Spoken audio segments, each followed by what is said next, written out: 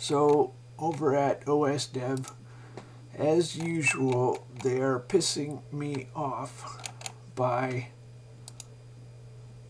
misunderstanding my code. They have said, it won't boot, it can't boot, there's no way it boots. It's been booting since I started 93. Anyway, so this is basically, they're trying to start my kernel. I'm assuming they're talking to me, and they're trying to start my kernel without doing it the correct way. Okay, let's just go through this because it's pretty easy. You go to my website, you download the ISO file,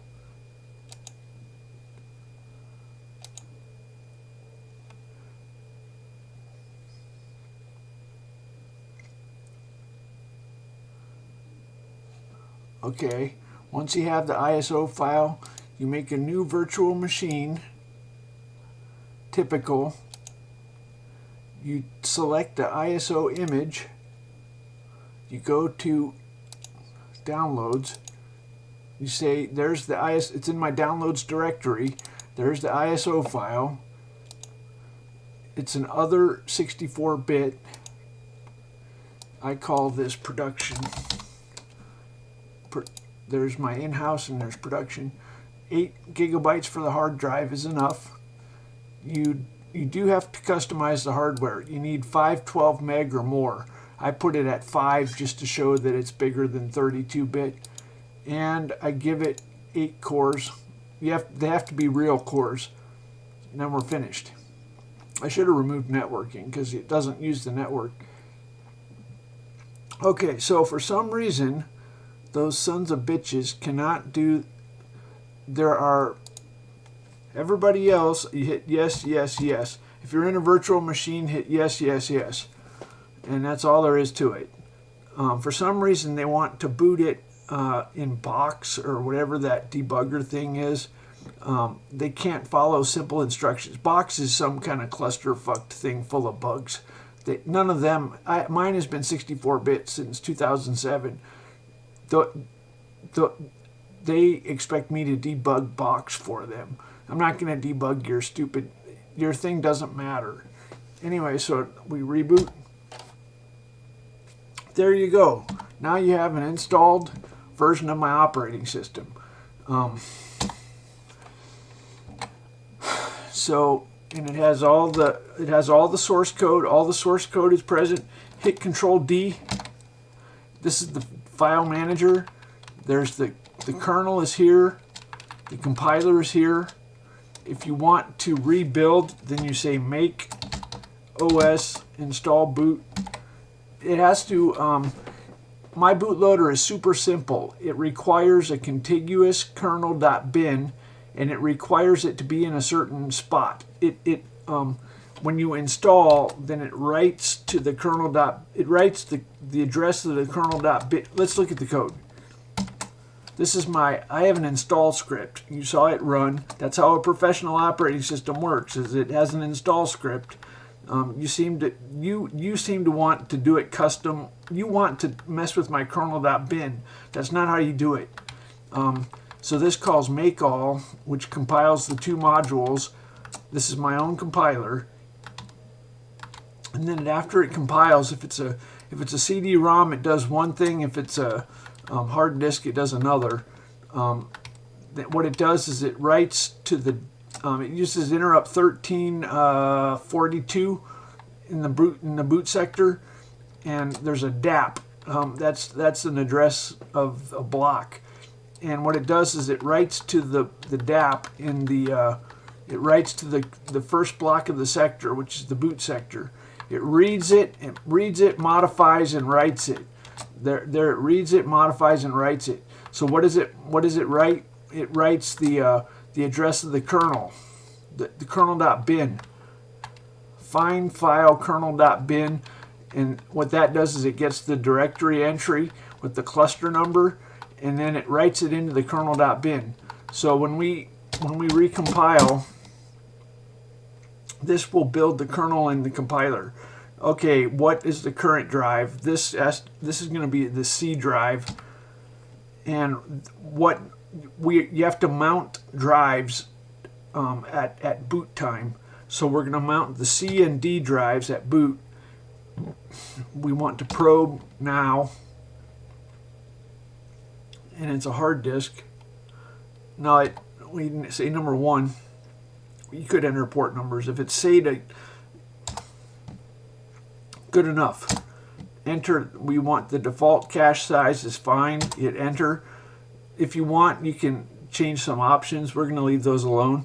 Enter.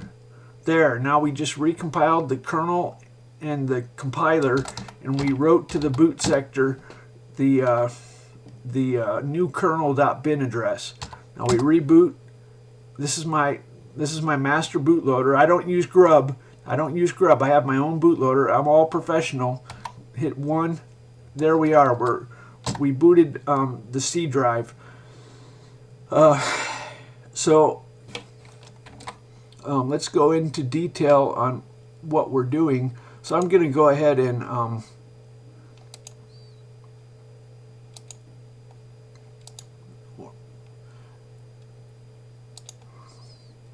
I have my TempleOS and production. I'm going to delete that off my disk. Now let's go to this and what was I doing?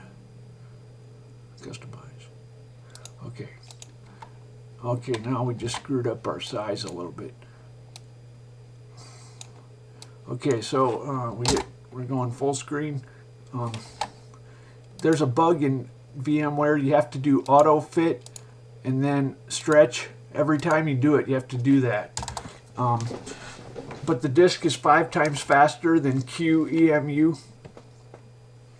So let's go into detail on what we just did. So we have a bootloader that it writes to the boot sector. So this is the master bootloader. That's like grub, and then this is the I think they call it the volume bootloader. I don't know what you call it. It goes on the first block of the partition. What does it do? It has the DAP.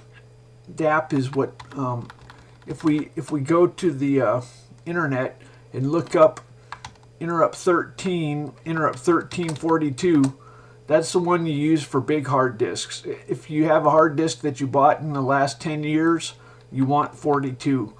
At OS Dev, they're retarded. They're evil. They make the poor kids do sector head cylinder arithmetic. They're fucking evil. They're sabotaging them. None of that shit.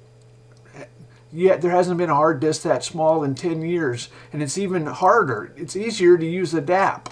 You should tell them, God, they are wicked fuckers. The OS Dev CIA evil fuckers making the poor kids use cylinder head sector. You want to use interrupt 42, and if Box doesn't do it, then get the hell out of Box. That's the evil. They sabotage, wicked fuckers. Anyway, they're making all the poor kids. Oh well, they're making them all reinvent Linux and stuff. So I'm kind of wicked. I relocate my bootloader for no particular reason. So what I do is if you look at a memory map of the 640, there's 7C00, and then way up here is well, 640 means 10 times 64, so that's how you get 640, 1040. Just underneath that is the I discovered the hard way. There's the there's a data area called the extended data area underneath there.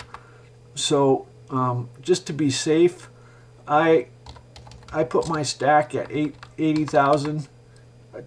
Is this I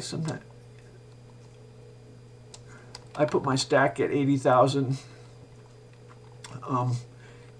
That's normal. I don't know why. I like to view it as one big chunk.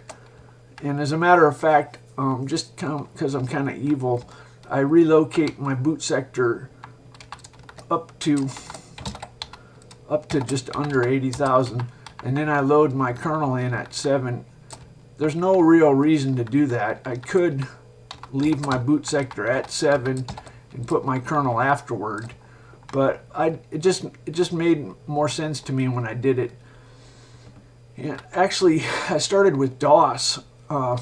It was loaded by DOS, and so it made a little more sense. Anyway, so I can tell if anybody has used my bootloader because they do the relocation. So I'm kind of happy with it. I'm not really, I'm not in the business to help you make an operating system. That's not my business. I'm in the business to have you use TempleOS. I don't want you using it. I don't really care that much. I'm not gonna, but so I don't care. This is kind of evil obfuscation that I relocate. You can tell where it came from if they copy me, which is kind of wicked. So anyway, so I load one block at a time. There's only one thing that matters in operating systems, and that's getting it to run. Efficiency is the least of your worries. So I load one block at a time. If you want to try and load 64K, it's gonna fuck up on 1 out of 10 BIOSes, and you were stupid, because what's gonna matter is if it doesn't work. And so I don't use interrupts for my hard disk, because that's one more thing that's not going to work. 1 out of 10 is not going to use the right interrupt number. Did you know that even these motherfuckers,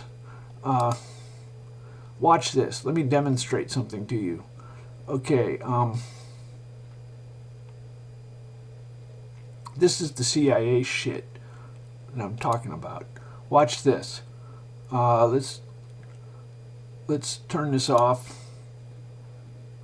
Well, let's make 2 virtual machines. Okay, so new virtual machine. I'm going to do this real fast.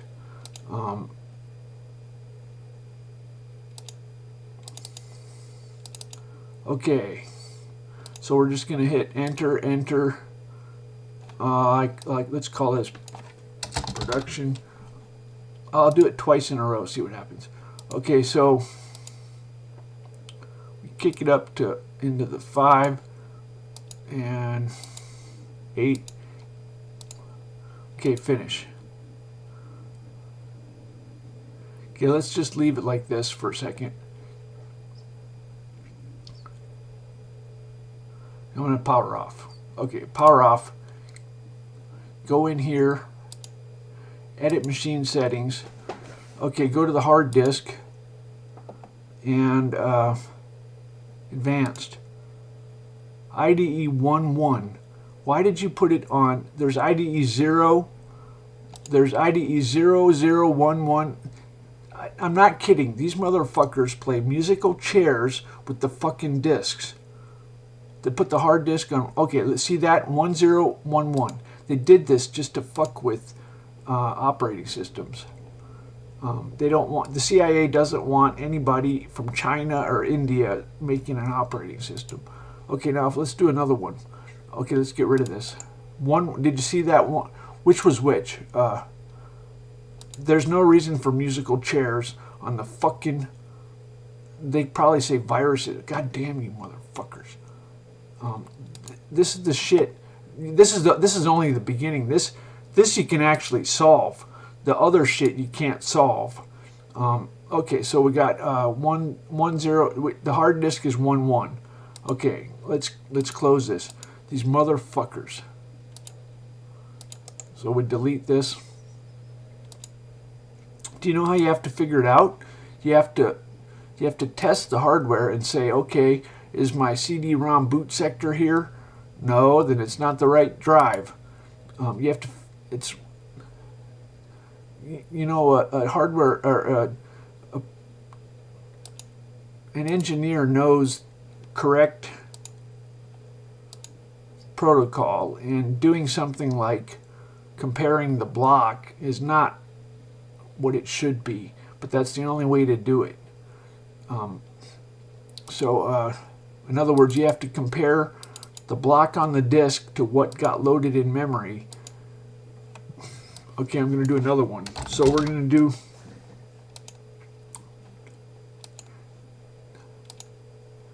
So we do this. I'm doing the same thing.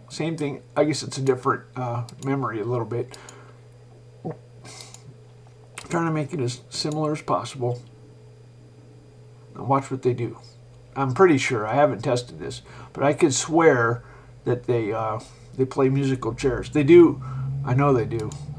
Okay, I could be wrong, but let's see what they did. So we go to the hard disk, advanced. Okay, they did not play musical chairs. Sometimes they do. Let's see if why didn't you put one on? I can handle the drives in any position. What about this one? This is my other drive. Maybe it's if you have multiple ones installed. Let's see what we have here. Okay, they're the same. It's a weird thing to be starting with the secondary. Why is it starting with the secondary? Trust me, I have seen different settings for that for no reason. Why it should be the hard disk should be the master on the primary, and the CD-ROM should be on the other controller. It doesn't really matter for a fake hard drive, but they have good performance, by the way. But it should be separate controllers, because now you have. Anyway, so we can. I guess we can change it, can't we? Well, anyway, I don't. Yeah, they'll say, "Oh, well, you can change it." Yeah, but think about my poor customers. The little motherfuckers can't even figure out how to do what I just did. You can't. Any little question you have to ask your customers, that's like 50% drop in sales.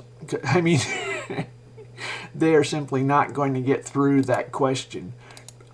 If you had to tell people to set that, that would be terrible. As a matter of fact, if you boot on native hardware, there's something called. I wish I could show you this. What you're supposed to do. So, in the original IBM PC, there was IDE primary, IDE secondary. There were two sets of ports, and that was the end of the story. But then they introduced. Then they started doing SATA. If you go to the command prompt in Linux and you say ls PCI -L, okay. If you say ls PCI minus, I don't know, ls PCI, this tells SATA ports, SATA controller. In Windows, it's in your somewhere in here. It'll give port addresses. I don't know. Maybe you have to say minus V for minus V. Okay. ls PCI minus V. Okay, so somewhere in here is SATA ports. That's your hard disk or your CD-ROM. And then here's the sets of ports. So I have a computer sitting on the other side of my room. I could show you, and it boots natively, and I have to enter F010 because that's the port. So they're not using primary and master and secondary IDE. They're using SATA ports with. So how are you supposed to find that out? Well, there's a device called. There's a chip called a.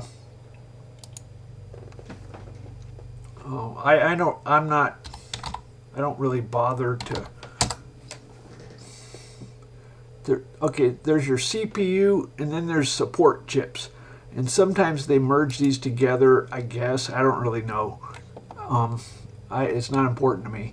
But there's a chip. No, I don't feel like that.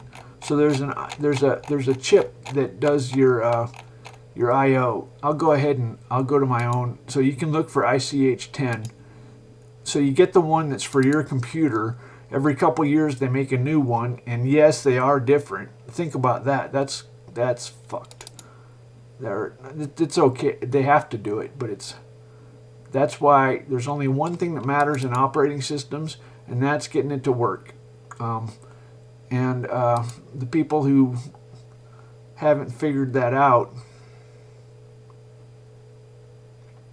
let's see, I have a Core i7. So I don't use interrupts because it makes it work. So there's ICH 6, 7, 8, 9. Every couple years they make a new one, and they're all slightly different. Just think of the nightmare. So here's SATA. Okay, this is, as a matter of fact, primary command block address. These are the I/O ports for the.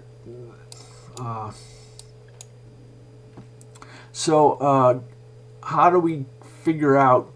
Okay, so PCI devices are arranged into families, devices, and functions or something. I don't support PCI devices. That's where I figured out, you know what? We just crossed a bridge, bridge too far. Anyway, so PCI device, I have a little bit of, there's normally the BIOS is 16-bit, but there's a PCI BIOS, which if you go to the internet, nobody knows this, and they all call me a liar, and they start saying my operating system is 16-bit. Son of a bitch. The only good thing, I learned a couple good things from OS Dev. I learned about the PCI BIOS from OS Dev. PCI BIOS specification. What this is a 32-bit library that will get you information that will read the PCI config space. On the first computer I had, I found the config space in memory. Then they started putting it so it was off limits, so you couldn't access it.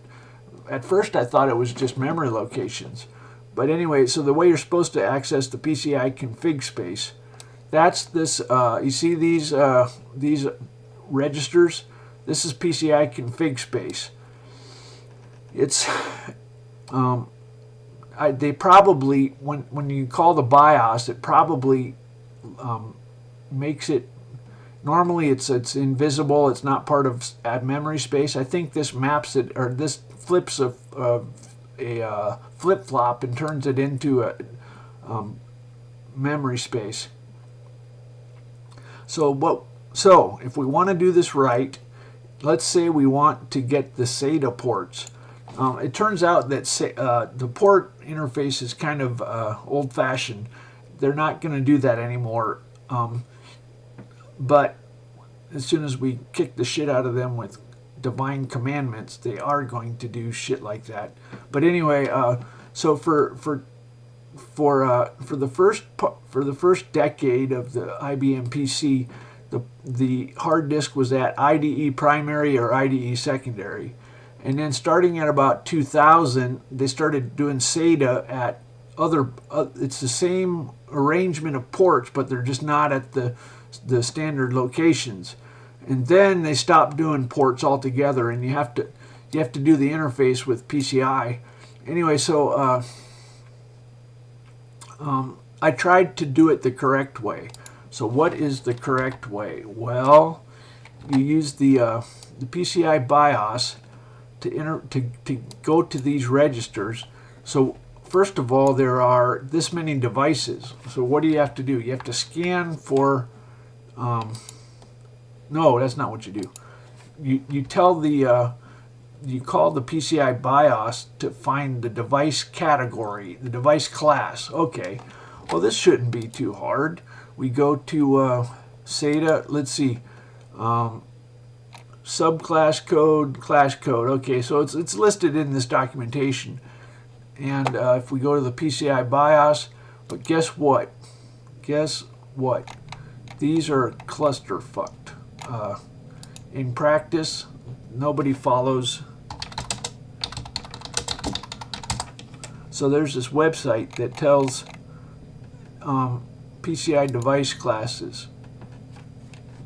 So we want to tell the PCI BIOS to give us a mass storage device, SATA. So we want 0106. So we want to tell the PCI BIOS 0106.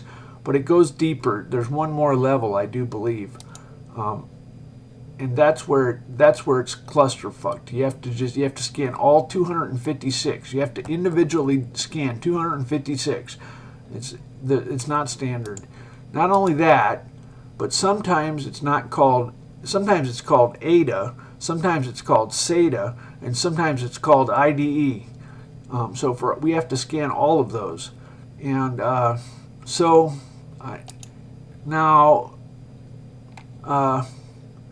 how do we? So this is for so the PCI spec. Well, so there are different chips, and you have to find out which chip you have, and then scan the registers. Because what if I think the PCI gives you first you use the class code. You scan 256, 256, 256 different codes. You're looking for SATA devices. You have to test them all, and they couldn't have designed it any worse. Anyway, so long story short, I made a. I won't say I tried as hard as possible. If I were going to try as hard as possible, I would go through all the ICH 6, 7, 8, 9, 10. I only did ICH. I only paid attention to ICH 10. But if you go to my kernel in the block device directory under ATA ID, here's where I try to determine the port numbers. Okay, first I have to identify which one is the CD-ROM and which one is the hard drive.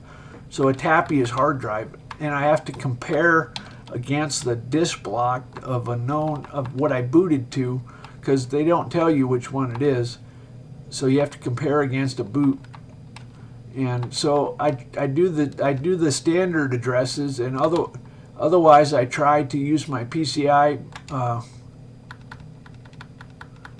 Okay, so I tried to identify. I think I say control 8086. Okay, no, I didn't do that. Okay, so PCI class find. So I'm asking the PCI BIOS for a certain class. I'm going through 256 subclasses, and apparently I read the two ports and the other two ports, and I test them all with this is really, you'd call this African ingenuity. You don't really want to be doing this. There's got to be a right way to do this, but actually there's not a right way. It really is that bad. That's the first. People would turn their nose up at this techniques like this. Probing, come on. You don't want to be probing like this. There probably is a right way, but it's probably 10 pages, and I don't know where it is. Anyway, so now think about this. What we really need is here's what you need: a king. You need a king to kick the shit out of the evil CIA. Here's the new world order. The primary hard disk goes on the IDE master, IDE primary master. The primary CD-ROM goes on the IDE secondary master, and that's the end of the story. Do not relocate them. Put them in the fucking consistent place, like it used to be, except even more standard. So I was really happy with myself. I had the PCI BIOS working when I went to on native hardware. When I went to a certain class code. Then I tried another machine, and it's a different. One was IDE, and then there's VMware. This tells a totally different PCI rep. So what is this saying? This is saying my PCI rep is saying I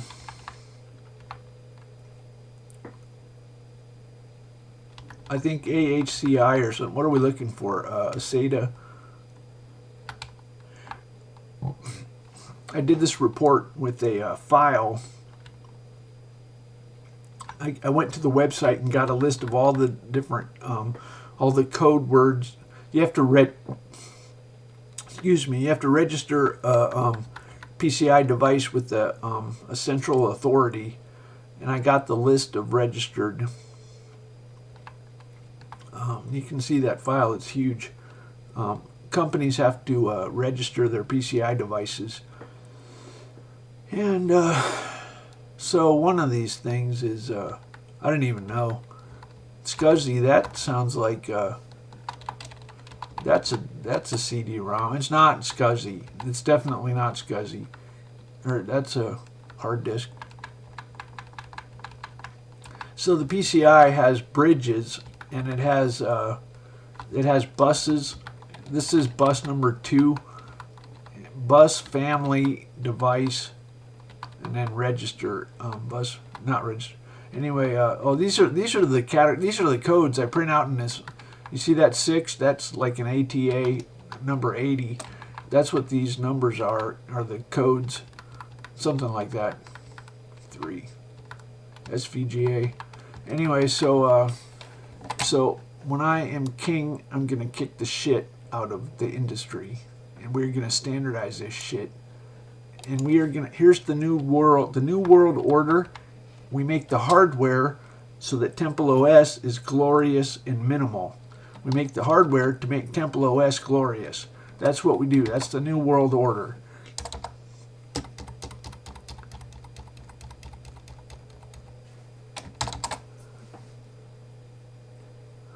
Anyway, so it used to be that the PCI was in. I had a machine where you didn't even have to use the PCI BIOS. You just went to some addresses in memory, and it gave you the. But no, they weren't happy with that. They couldn't have it so simple, so they had to make this PCI BIOS thing. So I have to downshift out of 64-bit into 32-bit. I have to turn off interrupts and stuff. I have to do 32-bit BIOS, which is kind of slow, I think, and then I have to scan 256 different class codes, all because they couldn't put it in a standard spot. You know what? You know what you need? You need a king. You need a fucking king. Some people have 2 spaces for tabs. Some people have 4 spaces for tabs. Guess what? A tab is 8 spaces. A tab is fucking 8 spaces. That, like 8 columns. I'll bet you didn't know that. Well, that's what it is. You need a fucking king. That's what you need. The industry needs a king to kick the shit out of all this flexibility. You know what? Syntax highlighting. You know what syntax highlighting looks like? I'll tell you what syntax highlighting looks like. This is what syntax highlighting looks like. Is there flexibility? No, there's not flexibility. Fuck you. Actually, if you really did want to change the syntax highlighting, you have to recompile the kernel. Let's look for, but, you know, when I first started, I made all the colors changeable. That makes me giggle. So if you want to change the syntax highlighting, you change it here. But don't do that. You need a king. That's what Apple teaches. I never used an Apple, but they have a lot of common sense. You get rid of some of this flexibility because it's actually evil, you know. Somebody wants a different color scheme. No, you're not. No. No, we're not going to allow that.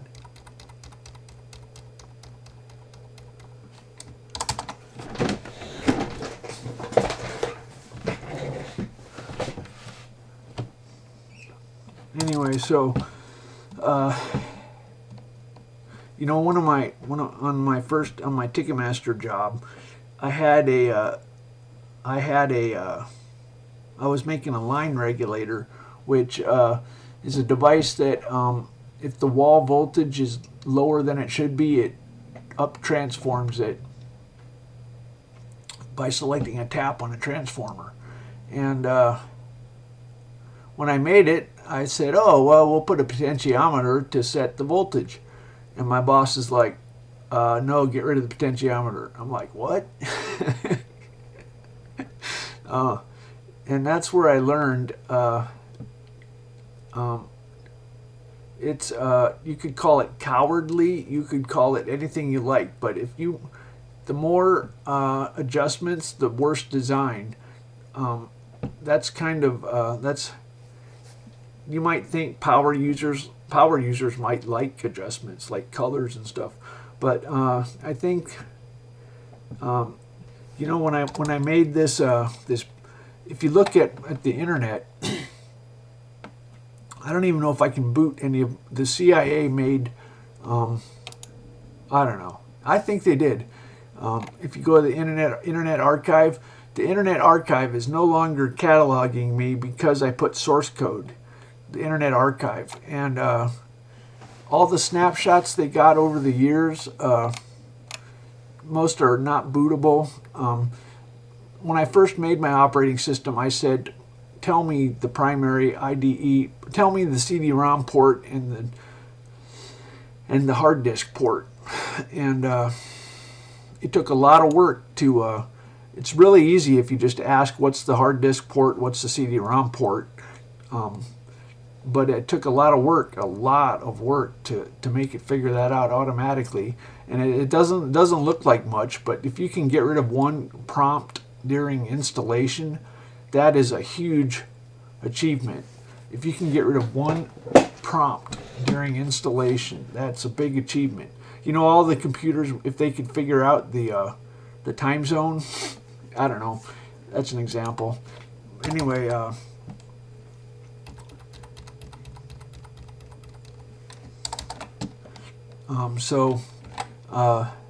yeah, when I first, on my first versions, all I did is I just simply ask, what's the CD-ROM port, what's the hard disk port. There's some wisdom. People were thinking it was a registration, like a product key. And when I realized what they were thinking, it was, oh wow, there are so many things you can't see through other people's eyes. If they see a prompt for port numbers, they're thinking it's a paid product key. I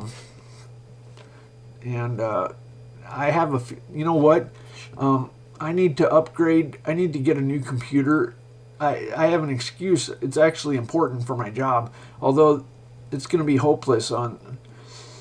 I don't do. I decided I'm not doing USB devices. Or PCI devices. I'm not going to do USB either. All these devices, fuck all that. I'm not doing that. I'm sticking to I/O port devices. And so if I get a new computer and it has a SSD hard drive, there's no driver for USB. And but VMware will make it look like an IDE or ATA, whatever you want to call it. Someone told me that. I'm pretty confident that's true. So, but you know, that running it in a VM makes the glory of an operating system look like a dumb retarded application. Anyway, I want to get a new computer, and I heard Linux, if it doesn't have a CD-ROM, there's like a 12-step process. Let me just tell you, you know how some things cause birth control? Well, this, how do we say this? Ubuntu Flash, or Ubuntu, it used to be called Flash. They've been confusing everybody on purpose. SSD stick boot install. So I was tempted to get a new, I just took for granted, oh well, I'll just install Linux. But suddenly it's looking like an ordeal even for me. If it's intimidating to install Linux because it doesn't have a CD-ROM. Look at this stuff. Oh, where is it?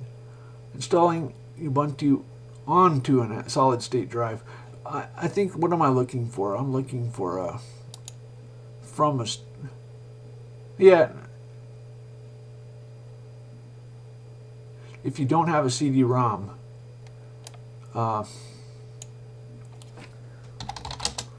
from SSD stick.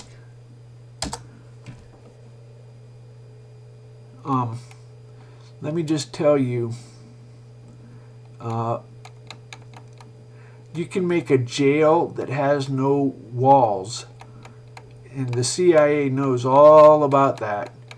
And what that means is, if you can make it, maybe it's 3 steps normally, and if you can make it 12 steps, you just eliminated 75% of the customers.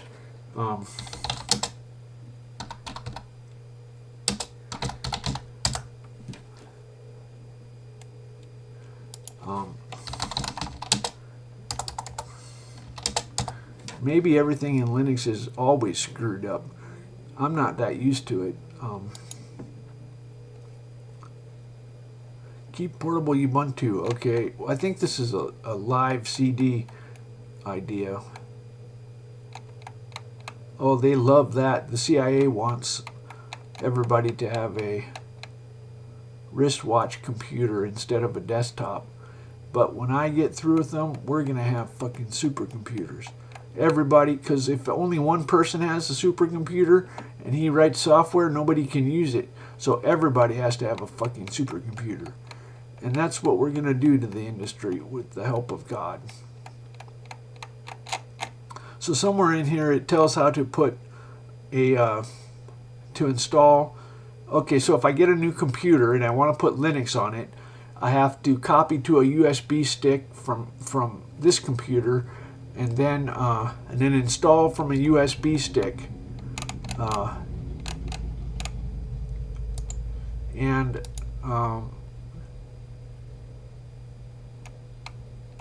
I went looking for it. How can I transfer Ubuntu from a stick to a new? Okay. I swear it was like a 12-step process. And if it's 12 steps, I really don't think very many people are doing it. It's like birth control. If you make car seats and if you make children a big enough hassle, that causes birth control. And if you make a big enough hassle to install Linux, you can kill Linux by just making it 12 steps. And so I'm going to command the industry to quit. Don't even think about tiny desktops. The virtue of a portable is smallness. The virtue of a desktop is powerful. You want powerful. It's like you're confusing what your strength and weakness is. The CIA is making the desktop think it wants to be small. No, it's like a man who thinks he wants to be tiny. No, men should be big. And a desktop should be big. It's powerful. And you got them all confused, gender confused. You got tiny desktops. Why are you making... Nobody gives a shit about a calculator-sized desktop. No, that doesn't really do anything. I got a fucking floor space. I want a monster computer. And they got rid of the CD-ROM. They don't like that. They want everything in the cloud where it's under lock and key. The little motherfuckers. We're going to kick the shit out of them. God and I are going to kick the shit out of the CIA. We're going to fuck them up.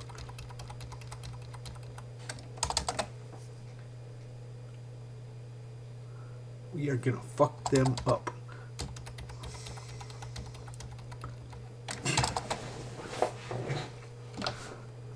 So anyway,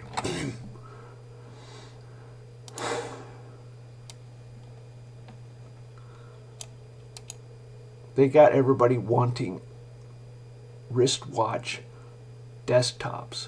Why the fuck would you want a wristwatch desktop? The virtue of a desktop is power.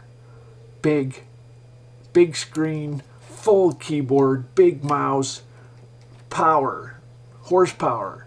You don't make a pussy desktop. What the, you evil motherfuckers. You got these poor confused little stupid kids wanting a tiny desktop. What the hell are you doing? And here's the problem. If you make a Celeron, then suddenly little Timmy's game that worked on his i7 doesn't run on his neighbor's Celeron. So you got to have everybody with powerful desktops. All desktops must have 8 cores. We're going to standardize this shit. That's what we're going to do.